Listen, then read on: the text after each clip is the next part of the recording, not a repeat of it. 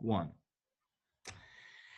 Hey there, everyone. Thank you so much for joining us today, the Chambersburg Chamber of Commerce, as well as Cumulus Media. My friend Keith Hanshaw here for a presentation on how to recruit with radio and digital. Primarily, we're focusing on the digital aspect today, as so many of the chamber members that I've been talking to here recently are looking for ways to hire. They either cannot, get enough folks in the door to hire, or unfortunately they're not finding the correct folks that they want to hire. So Keith with Cumulus Media, he's the digital media specialist there. He had just recently joined the Chamber of Commerce, and I actually have a prior career working with Cumulus Media right out of college. So Keith and I have a relationship, and it's funny that most of this PowerPoint that you see here today, I think at some point in time I was actually editing that, Keith. So I hope everybody enjoys what you're flipping through here today. But without further ado, just want to say thank you so much for being here, and the floor is yours. Thank you so much, Keith. Thanks so much, Jordan, and thank you everybody that is joining us today.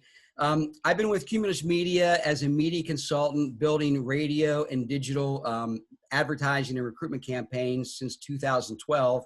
But I actually started at Cumulus Media back in 1986. When I was a senior in high school, I interned at Wink 104, and that's kind of where my interest started with radio to begin with. Today, we're going to talk about how to recruit with radio and digital. And like Jordan said, we're going to focus more on the digital side.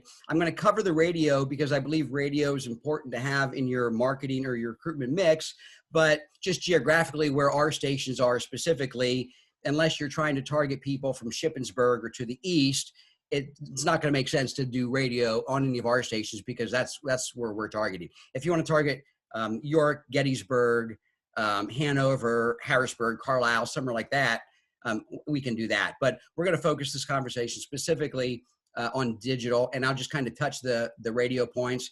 And when I'm discussing that, think about your area and a radio station that would make sense for your area. Because again, I think having multiple platforms when you're doing recruitment or marketing is going to help you overall. So as we start, let's look at the 4 keys of successful advertising. It doesn't matter what type of advertising you're doing. There are 4 keys that are going to determine if it's successful or not. Reach. Are you reaching enough for the right people? You have to get your message out to a lot of people, and you want to let a lot of people know that you're hiring, right? So it's a numbers game. You want to get your message in front of as many people as possible. And you can target based on the station from a radio standpoint of where that station covers, what the station's demographic is, and who their listener base is. Number 2, frequency. You want to reach people on a frequent basis. You want to constantly remind them and stay top of mind that you're hiring. If you think about it, when you get up in the morning until the time you go to bed, we're bombarded by a ton of ads, whether it's billboards, TV, radio, digital, online, magazines. Think of all the different ads you see. Unless you see something that catches your attention at that time, you tend to glaze over it because it's not something that's relevant. So there's a curve of forgetfulness and why we want to stay and keep reminding people. And they say sleep's the great eraser. You may see something new today, but when you go to sleep tonight, if it's not something that was important to you, your mind kind of erases the chalkboard and you start all over the next day. So again, stay in front of them frequently. Consistency. You want to consistently stay in front of the people that you're trying to target because they're always in a different job hunting mood or attitude. You may contact somebody and put your job offer in front of them 1 month, and they're not interested in even looking at another job because things are going great at work. But catch them at the right time a month later, and maybe their boss wrote them up, or the cut hours, or something happened. You want to constantly be advertising from a long-term basis to constantly stay in front of people. And the message. This is probably the most important one in my opinion, because think about it. If your message is, hey, we have a new warehouse, we're hiring 100 people, we're hiring forklift operators, and anybody that acts now, that signs on, we're going to give them a $25 sign-on bonus, and we'll bump your pay up to $5.25 an hour after 90 days. Well, that's a terrible message. And it doesn't matter how much reach you have. It doesn't matter how many times you put your message in front of them. it doesn't matter month after month how long you're advertising. If your message sucks, nobody's going to respond to it. It's just, you need to have a good message. So I want you to keep that in mind when you're thinking about your job offers that you're presenting out there. It's a very competitive world right now for recruiting, and everybody's fighting for the same people. So rather than targeting people that are on job boards searching for jobs because they don't have a job, or they're, you know, whatever the case is, we want to target people where they're working. You have a lot of local advertising options to consider when you're considering your recruitment or marketing. You have outdoor or billboard, broadcast TV, cable TV, newspaper, digital, direct mail, and radio. But with all of these different media options, how do you decide what's really going to work best for your specific recruitment needs, right? Well, today we're going to talk about finding and targeting new employees by creating a campaign that's really customized around what your needs are. A business that's trying to hire 10 people has totally different needs than a business that's hiring 100 people or that is constantly hiring month after month. So we can create a campaign that uses either radio or digital or a combination of both. But again, for today, we're going to specifically talk about the digital side and how we can use digital display advertising, Facebook, responsive display, or landing pages to help promote your jobs. So if you're in our area, again, these are just the stations that I represent, but if you're in our area, think about this for the stations that are in your area where you have people that are listening. You want to pick a station and put your recruitment ads on the station that has the right demographic for what you're hiring for. If you're trying to hire forklift operators, Wink 104 is absolutely the wrong station to advertise on, because Wink 104 is targeting women 25 to 54. If you want to target RNs or LPNs or nursing assistants or something like that, you're going to find somebody like that more in Wink 104. Hot 106.7 is more of the 20 and 30-year-old listeners, and that's where you're going to find the, you know, the lower entry rate wages and the warehouse work people more so than you're going to find on Wink 104. CBS Sports Radio, it's affluent sports listeners that listen to that, but a lot of those are salespeople or business owners that are listening to sports talk throughout the day. So whatever station you have in your area, if you're going to add radio to your media mix, you really want to pick a station that's going to target the ideal person that you're trying to hire. So again, any radio questions, if you have questions about radio, feel free to message me or ask me later. We're going to talk more about the digital, but you may ask, why should we use radio for recruitment? Well, radio is reaching the passive job seeker. These are the people that are already doing the job that you need them to do, and they're happy with where they are, but, you know, maybe if they had a better opportunity, they'd consider changing. So a recent survey was done, and it showed that 2/3 of current employees that were working would consider making a change if a better opportunity were presented itself. So radio is reaching them, you know, when they get up in the morning, when they're getting ready for work, when they're driving to work, for the people that still drive to work. People listen while they're at work, they listen on the way home. And with more and more people working from home, you have more people listening on devices like Alexa or Google Home and things like that at home. So radio's reach is just expanded. Radio also sends a positive message about your business, and it brands your organization as an employer of choice. So a couple years ago, they did a study of 3,200 different advertising campaigns over a 6-year period. And what they found out was that the most successful advertising campaigns all shared in 8 unique characteristics. And if you look here, the very first one, reach your potential customer. Well, for your marketing and your recruitment to be effective, you have to reach potential employees. And as you can see, looking across, every single media option reaches customers or employees in one way or the other, right? Outdoor, they reach it because you drive by and see it. Broadcast, cable TV, you see it on TV. Newspaper, you read it if you still find a newspaper. Digital, something online, direct mail, you're getting it right in the mail, or they hear it on the radio. As you look down through the 8 characteristics, every different media option has merit in some of the categories. But radio is the only media that checks off all the boxes and meets all 8 requirements that deliver the best performing advertising. And that's why radio consistently delivers the highest return on investment of any local media option. It's a 10-to-1 return, or 3 to 4 times higher than any local media option, and why I strongly recommend that radio should be part of your marketing mix or your recruitment mix. Radio's everywhere today. It's in more places. People listen to it on more devices and in more ways than they've ever done in the history of advertising. And by adding a second platform like digital, this is that same campaign that I was just talking about, and there's the statistics at the bottom. 71% of those 3,200 advertising campaigns that they researched were on multiple platforms, meaning they didn't just do online, they didn't just do TV, they didn't just do billboard. They did radio and digital and billboard, or they did radio and online and print, or whatever made sense for them. But as you see, with each incremental platform that you add to whatever your marketing or your recruitment is, you're increasing your incremental ROI by adding that additional platform. And the reason we recommend digital is, if you look here back on this slide, digital is the second highest ROI producing media option out there. So when you pair radio with digital, you're really maximizing your recruitment budget or your hiring budget or your marketing budget to hit the most people at the most cost-effective way possible. So when we talk about digital products, again, there's a different digital product depending on what you're looking to do. And when people ask, or I say, hey, are you doing digital? And they're like, oh, well, we're already doing digital ourselves. I said, oh, okay, well, can you explain that to me a little bit? Tell me a little bit about what you're doing. And it ends up that, oh, well, we have a Facebook page and we post on Facebook. Well, Facebook is just one small slither of the pie when it comes to digital. We're going to focus specifically for recruitment on display advertising. So the marketing goals funnel, if you look on the left, is kind of broken up into 4 different areas that we're targeting. Are we targeting people for awareness? Like, hey, we're hiring. You know, it's just general awareness. Hey, we're hiring. Or consideration. Are you doing, hey, we're hiring, apply now. Or engagement. Are you trying to get people to come to your website and complete a form to submit an application?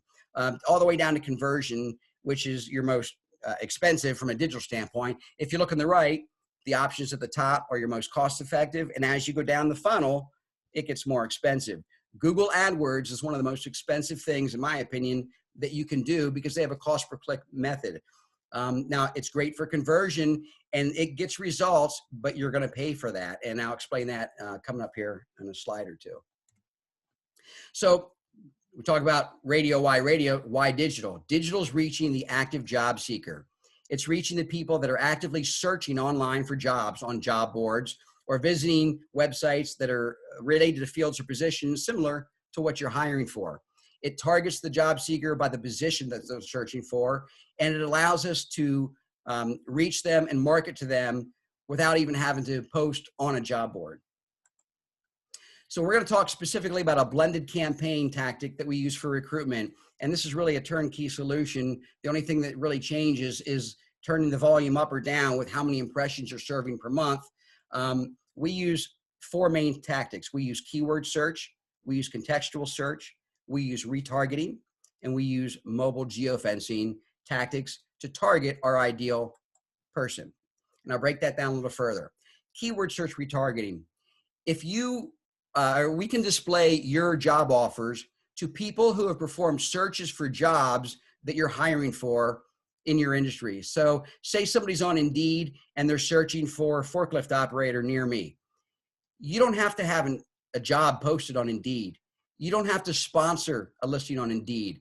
If they're searching on Indeed or ZipRecruiter, or they're searching on any internet website, we can capture that data as somebody that's looking for that information, and then we can start delivering ads for your job offer to those people. 3 things I would like to point out. 1, we can target and reach people that are searching the job boards without posting and paying to sponsor a listing. 2, when you post on a job board, you're relying on your applicants to search and find you on that specific site. If you put a job on Indeed, you're targeting people that go to Indeed looking for jobs. Number 3, we can target the applicant that you're looking for based on what the job description is or the geography. And then we follow them and we put your job offer in front of them through a display ad on whatever site that they're visiting. Doesn't matter what website they're on or what app they're using on their phone. If there's an open ad spot that we can fill and take, we're putting your ad in front of them so it looks natural to them. It's not like it's a pop-up on their phone that's annoying them, or they're not like, oh, why does this company keep sending me? It's not like that. These are all natural impressions as they're scrolling through whatever website they're visiting. If you look on your news feed and scroll through, you'll see different areas where you know, they're ads. That's where we would put your job offer for that specific target. Contextual targeted ads are for people that are maybe doing research about a specific job, or they're showing habits of somebody that's maybe looking for a job. Maybe they're on the website researching salary ranges for forklift operators. That would be a contextual targeted advertising, and we can capture those people also, and again, begin serving your ad to them up to 4 times a day for the next 30 days. Retargeting ads. If you have access to your corporate website, or you do your own website, and you can put a snippet of code in your header, we can put a pixel on there that will track all of the traffic that comes through your website. Anybody that goes to your careers page and visits it, when they leave, we can start targeting them now and continue to put your job offers in front of those people to remind them that you're still hiring. It's a way to stay relevant and keep reminding the people that have already been to your website, hey, come back, we're still hiring, we want to see you. And my favorite out of every tactic that we do is mobile geofencing. Imagine being able to take a Google satellite map and to draw an invisible fence around any real world location down to the size of a parking space. Imagine geofencing we'll use warehouse workers for an example, because there's a million warehouses around us. Say you're hiring 100 warehouse positions, and you're hiring all the same positions that everybody in every other warehouse is doing. Well, there's probably not a ton of people out there searching for those jobs, because there's a ton of people already doing it. So your best bet is to fish where the fish are, or to target those other warehouses and draw geofences around their buildings. Once we have a geofence and we identify a target area, we try to capture as many phone IDs that we can get in that area. A phone ID is like a fingerprint. Every single one is different. So any phone that is inside that zone, when we're capturing them, gets added to a database. Now we have a database of people that we know work inside a target area that are prime people that may be interested in coming to work for you if you have a better offer, better pay, better hours, better benefits, whatever, some compelling reason to leave. You have a good opportunity to pull these employees away and stay in front of them. So we capture people in a geofence, and then we serve impressions on their smartphones, and they don't have to click on it.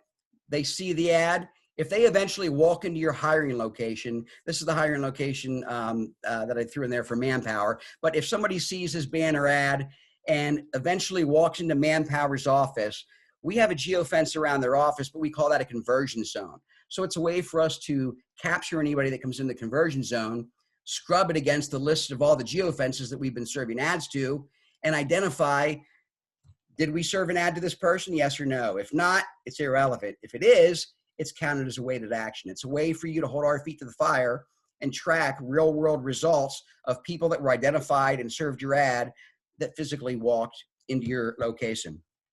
Now, I can't guarantee you that you hired the person, but I can tell you that they walked into your location. Or if you're in a strip mall, there's a chance that maybe they came to a business beside yours, but you may have a rogue 1 or 2 like that. But pretty accurate from tracking people that we target and showing you where they come in. Another layer that you can do is Facebook. With Facebook, we can find unique profiles specific to your ideal demographics, again, based on your geography or your interest or the jobs that you're looking for.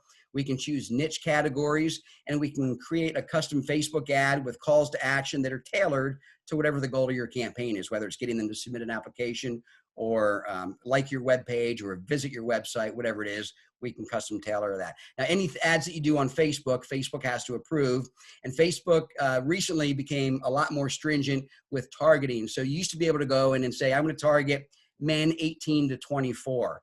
Well, now you can't do that. You can't specify by gender because I guess it's sexist if you're picking specifically, I want to look just for men or just for women. So you can pick people, and you can do ranges 18 to 34 or 25 to 54. But other than that, you're not going to get real refined with Facebook targeting just because of the restrictions. The other option is responsive display. We call it responsive display if you only do it 1 month. We call it responsive guaranteed display if you're running a long-term campaign, because we guarantee click-through rates and responses for it. But we strongly encourage it to be a long-term program that you're using, not something that you're just running for a single month. If you're looking to just throw money at something for a 1 week or a 1 month period and expect huge results, you're just setting yourself up for disappointment. You need to be realistic with the number of positions that you're hiring, what the competition is, who you're targeting. That all factors into how you build your campaign. But with responsive display, the ads are created on the fly, so it allows Google to fit them in more ad location sizes when we're targeting people that are searching specifically on the Google network. So, excuse me. We're going to look at some real world examples here. This is a campaign that I was running for Manpower Eastern Iowa. And these are just a couple of the screen grabs of some of the geofence locations that we targeted.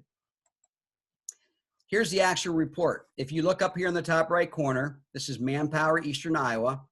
It's from the month of August of 2019 is when I pulled this report from. And down here, for this campaign, we use 3 different techniques. We use contextual, we use geofencing, and we use search targeting. Over here on the right, for this campaign ran just under 75,000 impressions during this month. Out of the 75,000 impressions that were served to people that we targeted through either search, geofencing, or contextual search, 87 people clicked on the banners and went to the Manpower landing page where the job offers were for Manpower Eastern Iowa. That gives them a click-through rate of 0.12. Now, you may look at that and think that's a low click-through rate, but the national average for digital display click-through rates is 0.05. So this campaign is running a little better than twice the national average. There were 65 weighted actions. 65 weighted actions for this, I believe, is form completions on their website. And the geofence weighted actions, there were 37. That means 37 people that were in the locations that we were targeting physically walked in either the Manpower Eastern Iowa location or the hiring facility where they were hiring. Again, I can't tell you how many people they hired specifically. All I can show is that we served ads to them in this location, and then they ended up in this location. Here's the actual geofence locations. I highlighted a couple of them. If you look down through there, the first one is a staffing company that they were targeting. And if you look over to the right, to the staffing company alone within the walls of that building, and I'm assuming these are people that have gone in there for interviews for other positions that AAA Staffing was offering, but we served 1,070 impressions this month to these people. 3 people clicked, which was a 0.28 click-through, which that's 5 times the national average, and 13 people from AAA Staffing walked in Manpower for the positions that they were hiring for general laborers or forklift operators. JBL Manufacturing, 4 people clicked through, 6 people walked in. Sedona Staffing, another staffing company, there's 10 people that walked in. Here's another one of my national accounts. I have accounts that I've been working with nationally that have been doing digital recruitment campaigns with me since early 2012. And they run the same campaign every month ongoing. If they have a surge where they need to hire more people, they increase the impressions for that month and put more impressions to it. As job openings change, well, Traffic Plan, they're usually the same jobs, but other companies, as your positions change, it's easy to change your creative and change the focus of your campaign. But Traffic Campaign for Traffic Plan I love because their message is great. Traffic Plan pays more than their competitors. So their job offer is targeting people that work at Flagger Force and all the other Flagger companies and basically saying, hey, do you want more money for the job that you're doing now? Click here or apply here. We serve 100,000 impressions a month. In September of 2020, 150 people clicked through, 3 times the national average, and 20 people physically walked in to a Traffic Plan location. Out of the 20 people that walked in, we can break down the conversions and show you exactly where they went. We target actually 5 different areas for Traffic Plan: Lemoyne, Pennsylvania, King of Prussia, Stevens, PA, New Columbia, PA, and a city in Virginia. Virginia's not showing up in here because this month, it was either before we added Virginia or Virginia just didn't have any conversions this specific month. But you can see 13 of the weighted actions walked into the Lemoyne location. 5 of them went to King of Prussia, 1 went to the Stevens, PA, and the other one went to New Columbia, PA. Now, here's something you probably don't know. In addition to being a media consultant with Cumulus Media, I'm also the manager of the Harrisburg Comedy Zone. So total side note, if you want to take your employees and do something fun, give me a call. I manage the place. I'll give you a really good deal on tickets. One of the other things I do, I'm one of the owners of a veteran-owned company. We're just a small 2-person company, but we do custom coins for military units, police departments, businesses, things like that. I'm not only talking and recommending digital as a means of marketing, I use this personally myself. So my company, Greywater Ops, spends about $1,300 a month to do a digital ad campaign and a responsive display campaign. My digital ad campaign, if you look, I have about just over 16,000 impressions. And this is my most recent report from December. So 16,000 impressions served. I had 107 people click through my website, but look at that click-through rate, 0.65. Again, the national average is 0.05. Now, weighted actions on my form completion on my website, because I don't have the type of business where people walk in. I don't have a retail location. I work out of my home. I do all the coin designs from here. I ship everything from here. I do customer service from here. But I have a 0.65 click-through rate. That's huge, and I'll show you why in a second. If you look down here at the bottom, I'm using 3 different techniques for my display campaign. I'm using geofencing, I'm using search, and I'm using website retargeting. And as you look across there, look at my geofencing stats. 5,478 impressions served, 34 clicks with a 0.62 click-through rate. And here's why that's so high. I geofence 1 location.